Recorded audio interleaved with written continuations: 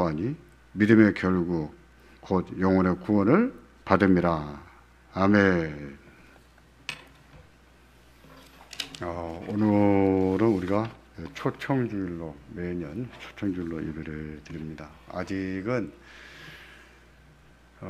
팬데믹 이전처럼 전도 활동도 못하고 또 초청주일도 그때처럼 행사하지는 못합니다. 그래도 복음을 끊임없이 전파해야 되겠고 또 초청도 해야 됩니다. 그래서 초청주일을 그때처럼 하지 못하지만은 초청주일로 예배를 드립니다. 여러분도 누군가를 초청하셨습니까? 앞으로도 우리가 해야 될 일인데 초청하기를 힘쓰고 또 기도하고 한 영혼을 구원하는 귀한 일을 감당하는 우리 모두가 되기를 주의 이름으로 기원합니다. 팬데믹 이전에는 우리 교회에 새로 등록하신 분들이 한 15명 정도 됐습니다. 근데 팬데믹 기간에는 거의 없었어요.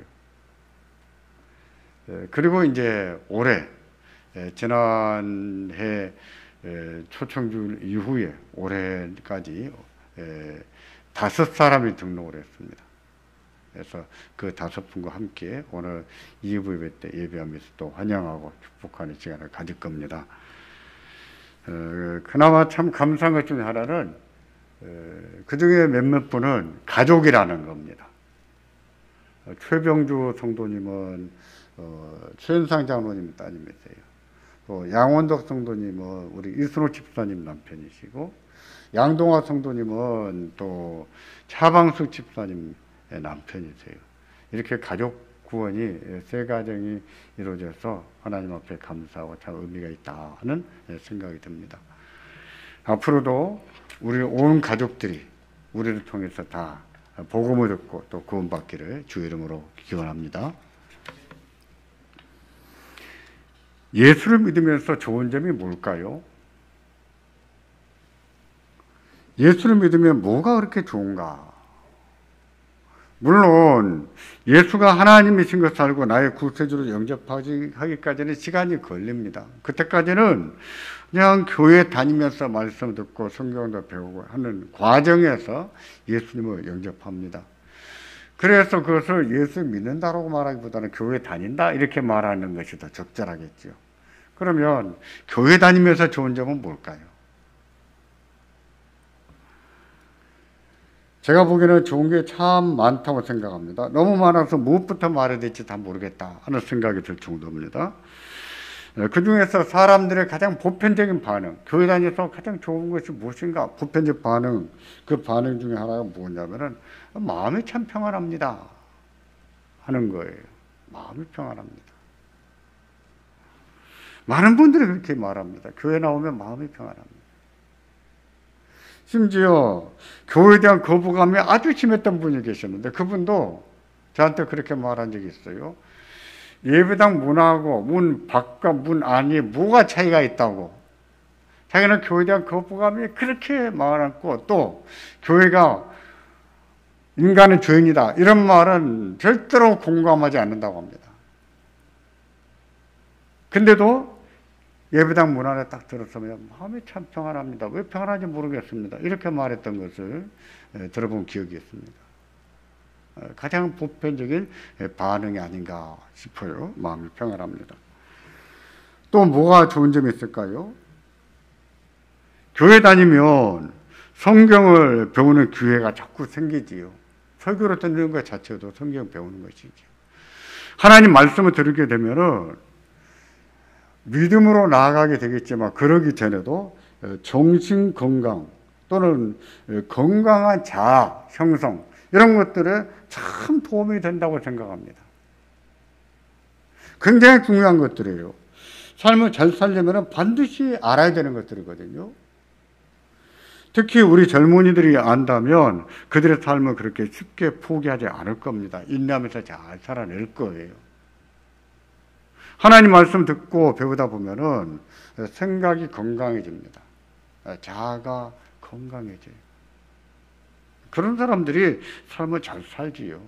그것도 참 좋은 점 중 하나입니다. 그런가 하면 어떤 분은 교회 다니면서 사회성을 배웁니다. 별로 사회성이 없는 사람인데 교회 다님으로 사회성을 하나하나 배워요. 어떤 사람은 평생을 리더로 살아보지를 못했어요. 리더로 살아보지 못했는데 교회를 다니다 보니까 크고장을 리더를 자꾸 맡게 되는 겁니다. 뭐 구역장이 됐던, 남녀 선교 회장이 됐던, 또 집사님이 됐던, 장로님이 됐던, 이런 직분을 맡음으로 인해서 리더로 살아보는 경험이 생기거든요. 그러고 인해서 리더십을 배워가는 것을 볼 수 있어요. 그것도 굉장히 중요한 거거든요. 그런 좋은 점도 있습니다. 어떤 분은 이제 살다가 폭망했는데 예수님 믿고 나서 구원받고 재기해서 그것을 그렇게 감사하고 사는 분들이 계십니다.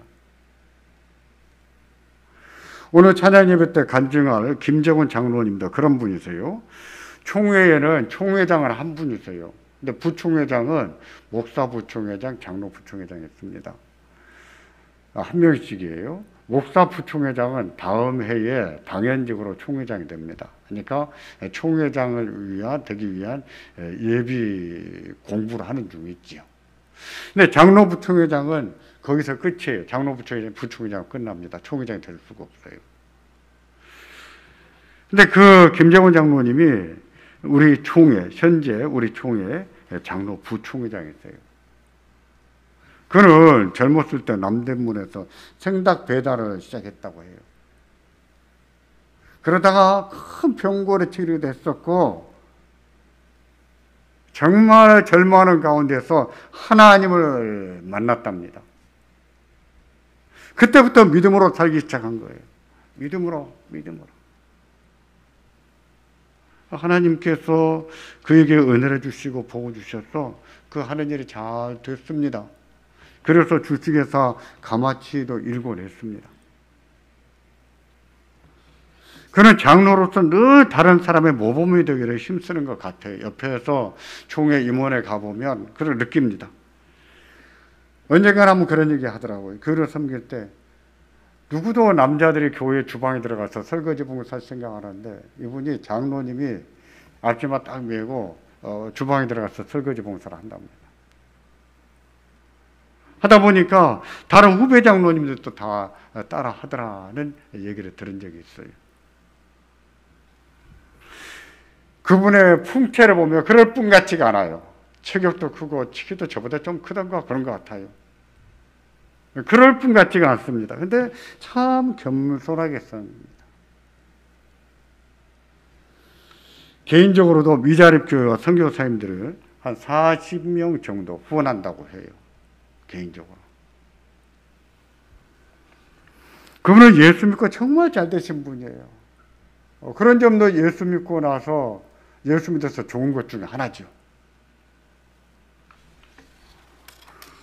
그러면 그런 좋은 점들이 기독교 신앙의 궁극적인 목표일까요? 하나님께서 믿음을 통해서 주시는 최종적인 가치일까요? 그렇지 않습니다. 우리에게는 그와 같이 좋은 일들이 있어야 하고 그런 것들을 통해서 우리 삶을 잘 살아낼 수가 있습니다. 부자로 사는 것보다 더 중요한 게 있지만 가난하게 살기보다는 경제적으로 넉넉해야 살기가 편안해요. 살기가 편안합니다. 그러나 그 모든 좋은 것들이 기독교 신앙의 최종적인 가치나 목표는 아닙니다. 아니에요. 그렇다면 기독교 신앙의 궁극적인 가치는 뭘까요? 최종적인 목표.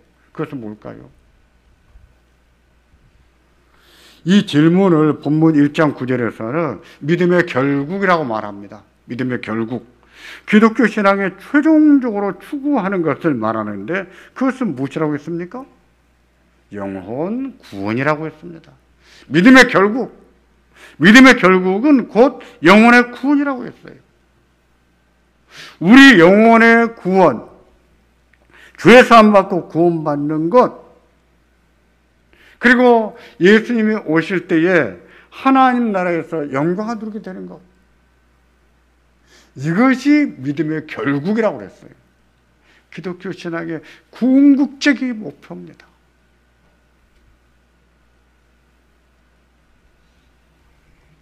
그것을 1장 9절에 이렇게 말씀합니다. 믿음의 결국 곧 영혼의 구원을 받음이라. 이 믿음은 당연히 기독교 신앙입니다. 기독교 신앙의 결국, 최종적인 목표, 궁극적인 가치는 영혼 구원이라는 것이지요. 그렇습니다. 믿음의 결국은 영혼 구원이에요. 교회 다니면서 좋은 점들, 예수 믿으면서 좋은 것들, 그것이 우리에게 유익하고 참 편하게 합니다만 그게 믿음의 결국은 아니란 말입니다.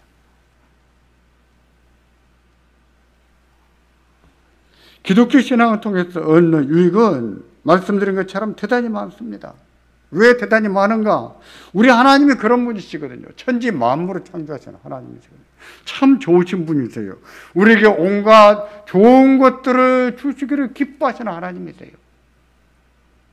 그래서 아픔이 큰 것 같아도 위로가 큰 거예요. 그러나 기독교 신앙을 위해서 통해서 많은 유익을 누릴지라도 영혼의 구원을 받지 못한다면 그 믿음은 허구입니다. 가짜예요.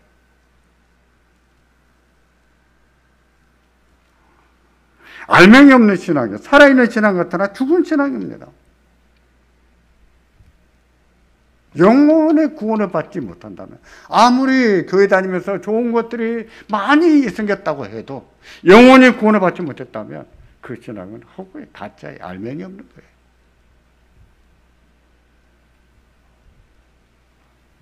그러므로 신앙을 통해서 많은 유익을 누리더라도 반드시 이 믿음이 있어야 됩니다. 영원히 구원을 받는 믿음, 영혼의 구원, 이게 있어야 되는 거예요.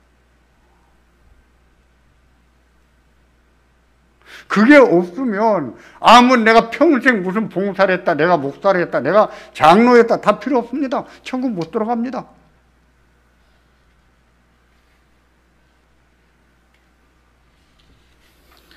어떤 사람은 예수를 믿어도 이 세상의 삶에서 그다지 많은 유익을 누리지 못할 수 있습니다. 죽기 얼마 전에 구원받은 사람이 그런 사람 중에 속합니다. 그럴지라도 영원의 구원을 받았다면 억울할 게 없어요. 그만큼 가치가 있거든요. 절대적인 가치, 무엇과도 바꿀 수 없는 가치가 있거든요.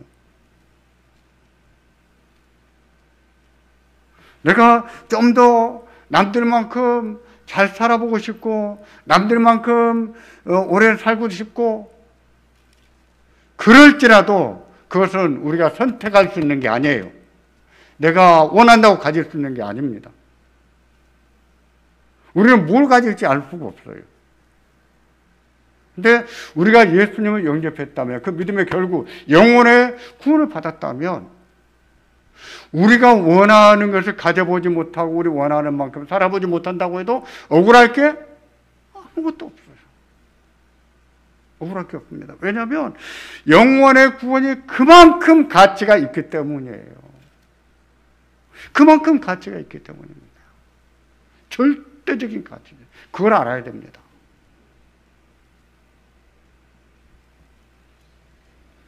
어떤 시대의 사람들은 예수 믿는 게 고난이었습니다. 예수 믿는 게 고통이었어요. 그들 중에는 생계와 목숨을 위협받는 사람도 있었고 집과 모든 전답을 몰수당한 사람도 있었습니다. 심지어 목숨을 뺏긴 사람도 있었어요. 베드로전서의 첫 번째 수신자들이 그런 사람들이었습니다. 1장 1절에 보면 예수 그리스도의 사도 베드로는 본도와 갈라디아와 갑바도기아와 아시아와 비두니아에 흩어진 나그네들에게 편지를 보낸다 그랬어요. 이 지역은요, 지금의 터키입니다. 터키 유명한 관광지예요. 근데 그 로마 시대는 그 지역의 박해가 어마어마했습니다. 당시 그 지역의 그리스도인은요, 너무 박해가 심해서 마을 공동체에서 살지를 못했습니다. 그래서 어떤 사람은 스스로 떠나서 산속에 들어가서 굴을 파고 살든지 돌 무덤을 만들어 놓고 살았습니다. 어떤 사람은 집을 뺏기고 전답을 뺏겨서 어쩔 수 없이 쫓겨가서 역시 돌 무덤을 만들어 놓고 그 속에서 몇 대를 살았어요.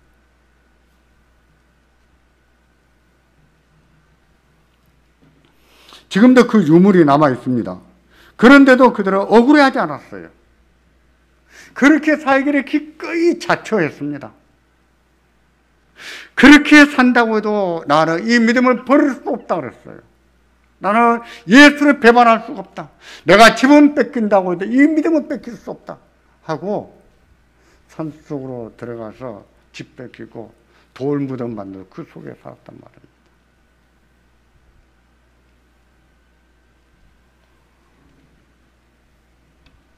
그들이 그렇게 했던 이유는 무엇이겠습니까?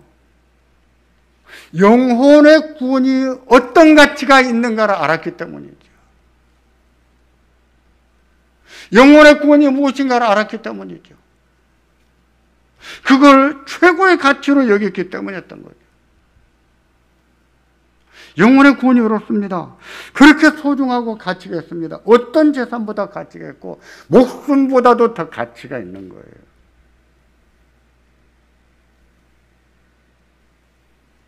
생각해 보십시오. 어차피 사람은 죽습니다. 언젠가는 죽습니다. 그때는요, 그동안 누리고 살았던 모든 것을 놔두고 가야 돼요. 아무리 아까워도, 아무리 붙들고 싶어도, 아무리 더 머물고 싶어도 그냥 놓고 갈 수밖에 없어요. 그런 날이 옵니다. 와요. 누구한테 먼저 올지 알 수가 없는 거예요, 그거는.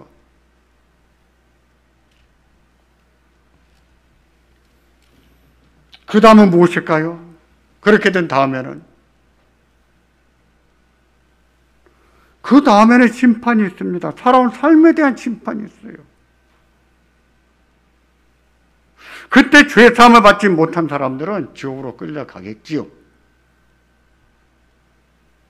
영혼의 구원을 못 받았으니 지옥으로 끌려가겠죠. 구천을 또 돈다고요? 그런 거 없습니다. 제사때 다시 찾아온다고요? 누가 지어냈습니까? 그런 거 없습니다. 성경 보십시오. 하나님 말씀이에요. 사람이 죽으면 영원한 심판이 있어요. 그 다음은 갈라서는 거예요.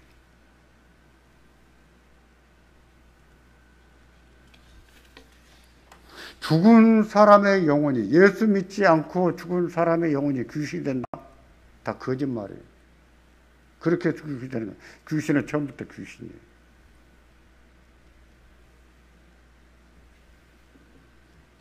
하지만 죄사함을 받은 사람은 하나님 품에 안깁니다. 믿으시기를 바랍니다. 하나님의 집에서 영원한 평안을 누릴 겁니다. 이 세상에서는 아픔도 많았고 슬픔도 많았지만 하나님의 집에서 이 세상에서 누려보지 못했던 평안을 누릴 거예요. 기쁨을 누릴 거예요. 하나님께서 그를 위로하시면서 그 눈에 눈물도 닦아 주실 거예요. 그는 죄사함을 받고 영원의 구원을 받았거든요. 그래서 믿음이 중요한 거예요. 영원의 구원이 중요한 거예요.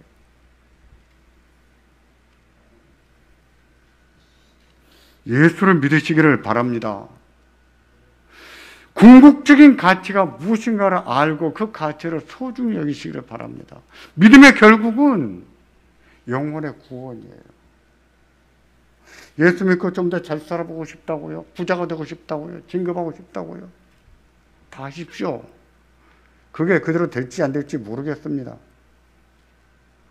분명한 사실은, 절대적인 사실은 믿음의 결국은 영혼의 구원이라는 거예요. 그게 기독교 신앙의 궁극적인 가치예요. 다시 말씀드리지만 그게 없다면 그 믿음은 가짜예요. 알명이 없는 거예요. 생명이 없는 거예요. 죽은 믿음이에요.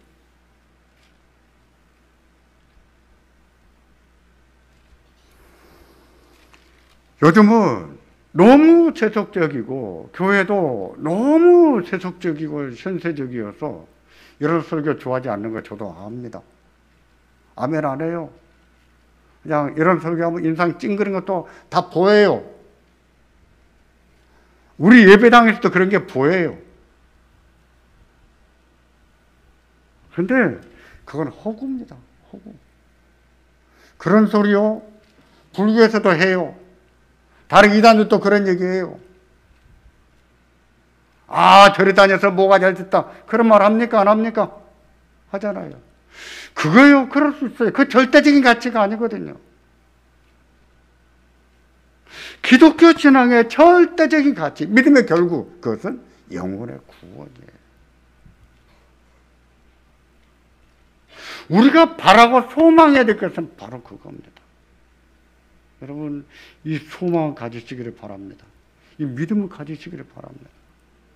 아무리 세상에 미련이 있어도 우리는 떠나야 될 때가 와요. 옵니다. 현실이에요. 직시하세요. 그 다음은요. 그 다음은 천국이냐 지옥이냐 둘 중에 하나예요. 어느 길로 가시겠습니까? 무엇을 선택하시겠습니까?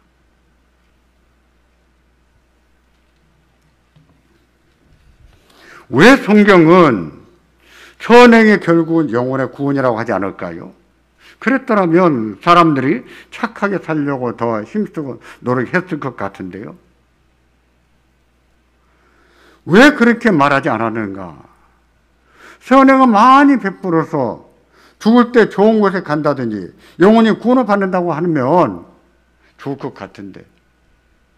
근데 성경은 그렇게 가르치잖아요. 그런데요, 그런 생각은 인간 본성의 소리와도 맞아요. 하지만 자기 모순입니다. 인간은 본성적으로 착하게 살아야 한다는 것을 압니다. 비록 죄로 부패하고 그 양심은 오염되어 있지만 착한 일을 하지 않을 때 양심의 가책을 받지요. 예수를 믿지 않아도. 왜 그럴까요? 그 이유는 하나님께서 인간을 지으실 때 마음에 율법을 새겨 두셨기 때문이에요. 마음에 새겨진 율법, 그게 다른 게 아닙니다. 양심이에요.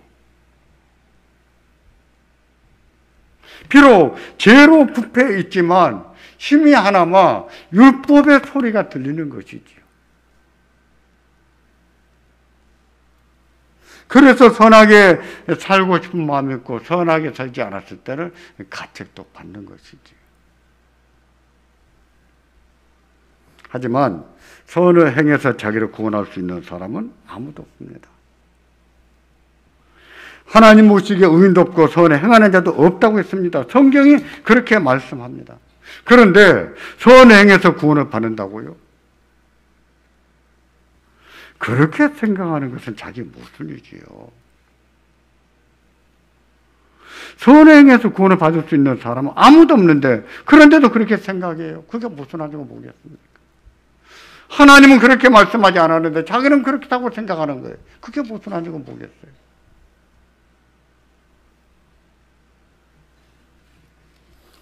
또 그 선을 얼마나 많이 행해야 자기를 구원한단 말입니까?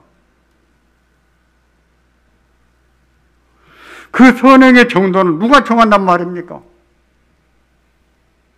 그 무엇도 그 누구도 그것을 규정할 수가 없어요. 그러므로 선을 행하고 덕을 쌓아서 좋은 데를 간다, 구원받는다고 생각하는 것은 애초에 잘못된 사상이죠.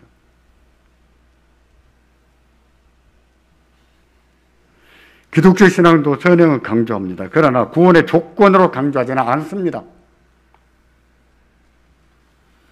구원받은 자로서의 삶이 어떠해야 되는지 가르치고 하나님의 뜻대로 살 것을 가르치는 차원에서 강조하는 것이에요. 그렇게 살았을 때 그의 선행은 참된 구원의 믿음을 가졌다고 하는 증거가 되고 열매가 되는 것이지요. 그런 점에서 선행을 강조할 뿐이에요. 구원받기 위해서 선행을 강조하는 것은 아닙니다. 구분하셔야 돼요. 하나님께서 죄인을 구원하실 때 그 사람의 믿음을 보십니다. 선행을 보지 않으시고 믿음을 보고 구원하십니다. 이 말을 오도한 어떤 사람 중에는 그러면 죽을 때 믿으면 되겠네요? 이렇게 말하는 사람도 있습니다. 물론 그렇습니다. 평생 예수를 믿지 않다가 죽을 때 예수님 나 믿습니다. 그렇게 할 수 있다면 하나님은 그 믿음을 보시고 구원하십니다. 성경에도 그런 예가 있어요. 예수님께서 십자가에 못 박혀 죽으실 때 그 양편에 사용당한 강도들이 그러지 않았습니까? 그 중에 한 명이 예수님이 하나님의 아들 구세주인 것을 알아보고 예수님을 영접했습니다. 주 예수여, 당신의 나라가 임할 때에 나를 기억해 주십시오. 주께서는 그에게 구원을 보장하셨어요. 네가 오늘 나와 함께 낙원에 있을 것이다. 그는 죽는 순간에 믿고 죽는 순간에 구원을 받았어요. 정말 다행이지요. 그래서 부러우신가요?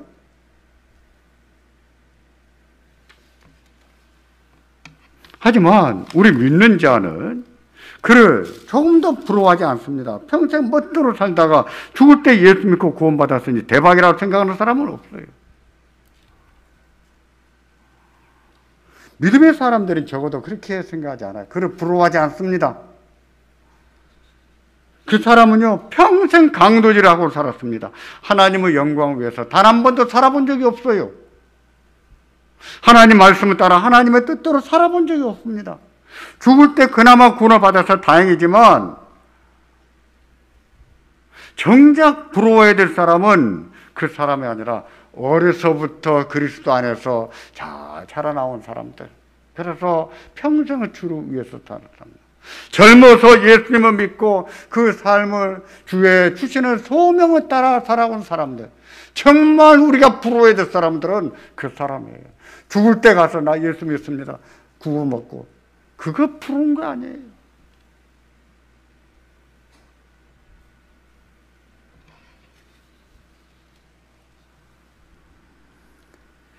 아직 죽을 날이 많이 남아있는데 예수를 믿고 예수님을 영접한 그 사람들은요, 이 세상에 사는 동안에 하나님과 동행하는 은혜를 누린 사람들입니다. 그 강도는 하나님과 동행하는 은혜를 누렸을까요? 그럴 리가 없죠.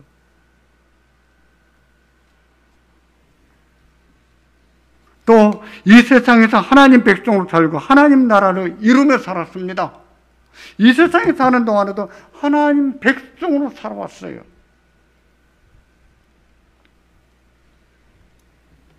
또 어려서부터 또는 젊어서부터 믿는 사람은 이 세상을 살면서 하나님의 위로와 은혜 가운데 삽니다. 평생 하나님의 은혜와 위로 가운데 살아요. 그 강도는 그런 게 있었을까요? 그런 게 있을 수가 없죠. 그런데 그것을 부러워합니까?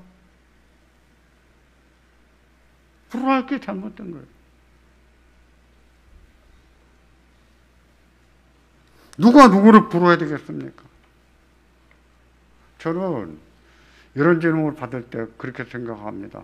그 다음에 천국 가면 그분을 만나겠죠. 그분이 우리를 부러워할까요? 우리가 그분을 부러워할까요? 저는 그분이 우리를 부러워할 것이라고 믿어요. 우리가 얼마나 부럽겠습니까? 세상을 살면서 믿음으로 사는 우리니, 하나님 영광을 위해서 살아가니, 하나님의 많은 위로와 은혜 가운데 사니, 우리가 얼마나 부럽겠어요. 자기는 평생 강도질만 하고 살았는데, 그래서 처형을 당했는데, 한순간도 하나님을 위해서 살아보지를 못했어요. 우리가 부럽지 않겠어요? 그 부러워할 필요가 없습니다. 무엇보다도 죽을 때 믿고 죽을 수 있다는 보장이 없습니다. 평생 멋대로 살다가 죽을 때 주 예수여, 당신의 나라가 임할 때 나를 구원해 주십시오. 그렇게 말할 기회가 있을지 없을지 누가 보장하겠어요? 저는 그런 사람을 봤습니다. 전날 밤에 신앙 토론하다가 그 얘기를 했어요. 그분이 어머니가 권사님이었고 자기도 어렸을 때 교회 다녔는데 나중에 예수를 안 믿었어요. 근데 그날 밤 토론할 때 죽을 때 가서 예수 믿으면 되지 않냐. 그 십자가 강도처럼. 우리가 할 말이 있겠어요? 할 말이 없죠. 근데 그 다음날 죽었더라고요. 그래서 우리가 궁금했어요. 어떻게 죽었는지. 죽을 때 주여 회개합니다. 내가 예수를 믿습니다. 신앙 고백이나 하고 죽었는지 알 수가 없어요. 뒤에서 날아온 쇠뭉치 맞고 돌아가셨다더라고요.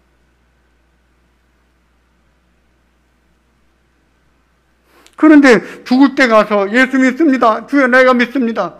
그렇게 말할 수 있다고 뭘로 누가 보장하겠냐고요. 없습니다.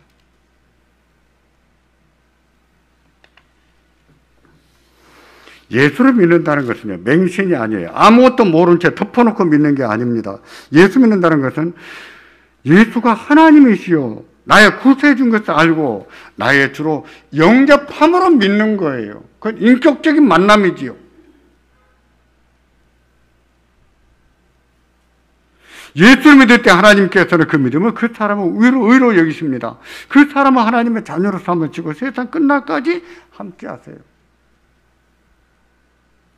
그리고 이 세상을 떠날 때 하나님의 집으로 인도하십니다. 믿음의 결국 영혼의 구원을 받으신 거죠. 세상에 있는 동안에도 이미 구원을 받은 자로 살지만, 그리고 아직 완성되지 않았던 하나님의 나라, 하나님 나라 들어가므로 그 영혼이 구원, 믿음의 결국의 영으로 구원을 받은 것입니다.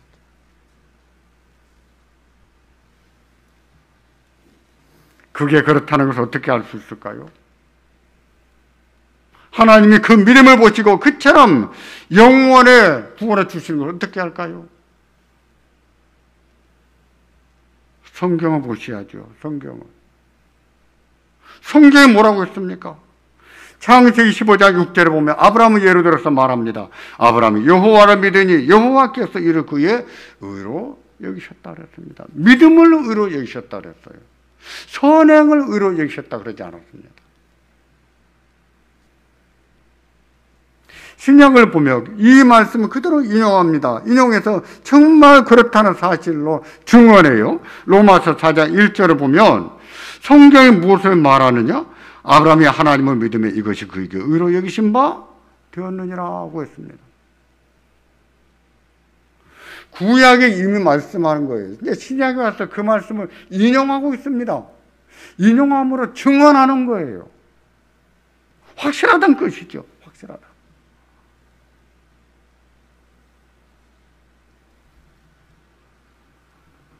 신약의 성도들에게 어떻게 구원을 받는지, 하나님께서 한 영혼을 구원하실 때 무엇을 보시는지 아브라함을 예로 제시한 것이지요. 그의 믿음을 보셨고 그의 믿음을 의로 여기셨다고 했습니다. 우리도 마찬가지예요. 우리가 예수를 믿을 때 그 믿음을 하나님은 우리의 의로 보십니다. 그리고 구원하시는 거예요.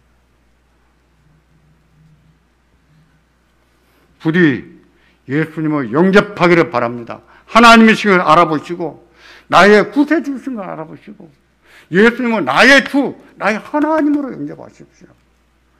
나의 주로 영접했으면 예수님을 종 부르듯이 하지 마세요. 나의 주인은 내가 아니라 예수님이세요. 예수님이 나의 주세요. 그렇다면 예수님 말씀에 따라야죠. 순종을 해야죠.